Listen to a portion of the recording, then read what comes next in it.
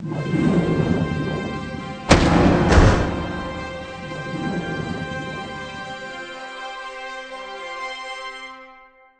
Olympics have 2 weeks, and they've got a team of 40 people, and they will measure every single boat down to the smallest detail before it goes afloat.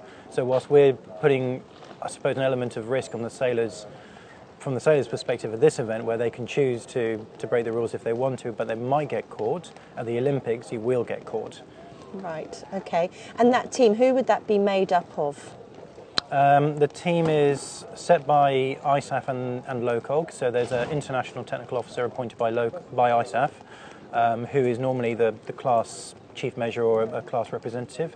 Then there's a national technical officer which are nominated by the RYA to LOCOG, and then underneath them there are sport-specific volunteers. Our NTOs, so the national technical officers, we've basically been working on a couple of years' worth of training, and we haven't looked at focusing on a single class, but trying to train them across every single class so they'd be useful for the RYA at future Olympic classes events. So what we don't want is people to become so refined in the detail of a single class, but to offer a perspective across every single class that's competing at the Olympics. So in that sort of pre-measuring phase, you bring your boat in, and then it's literally gets stripped down effectively and measured to within an inch of its life. If you pardon the pun. If you pardon the pun. Within a millimetre of its life. Yes. Millimetre of its life. Yeah, essentially. I mean, the boats would come in, so the equipment regulations for the Olympics will state how they want the boats to be presented. So rig down, control lines out. They'll control the weight of the boat.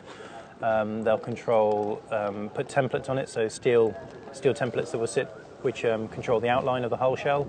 And then they'll look at inside the boat to make sure that the materials are correct, if it's been pre-measured as well, and then go through the same with the masts and the sails and the foils.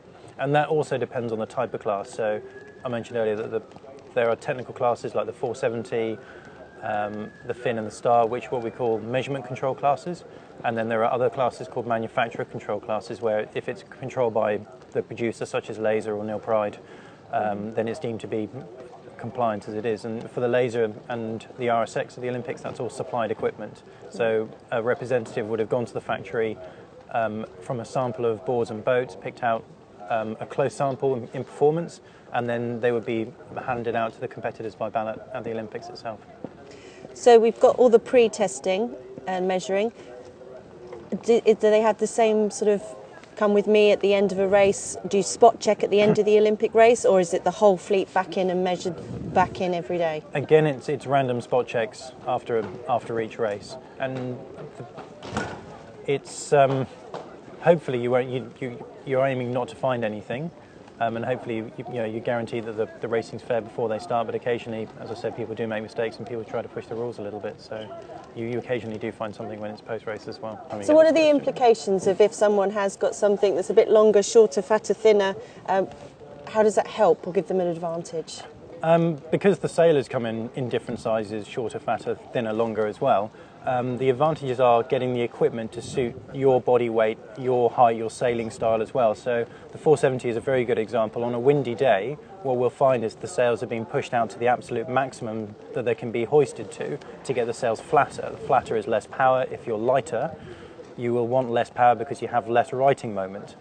So your crew can't hold the boat down effectively. So that's where the advantages will come in. So depending on the size of crew, you'll see smaller crews trying to get flatter sails, you'll see heavier crews trying to get longer waterline length, all of those different factors. So there are advantages to be gained from the equipment depending on your stature as well. So it's making sure that it's a nice level playing field effectively? Yes. So when you do find an infraction or something that's sort of not as it should be, how is it quite difficult to tell the sailor that this has gone wrong, and how do they often take it, or is it sort of a case of actually it's just been a genuine mistake?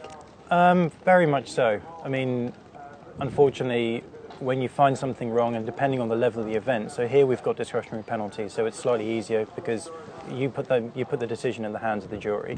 When it comes to things like the Olympics, where there may not be discretionary penalties, it's a disqualification, and a disqualification on 11 race series actually means effectively could mean the end of your regatta. So those kind of things we take very seriously, and it's never the nice part of the job is going through the protest side of things, and it could very well be a genuine mistake, but we're not there to differentiate between genuine mistakes. It's for us, it's very much black and white. It's either inside the class rules or outside the class rules, and we kind of have to have a very tough mentality to go through it, as I'm sure the jury and the umpires do as well. Is that you have to use your expertise within a situation to make sure that the fairness of the competition is there at all times.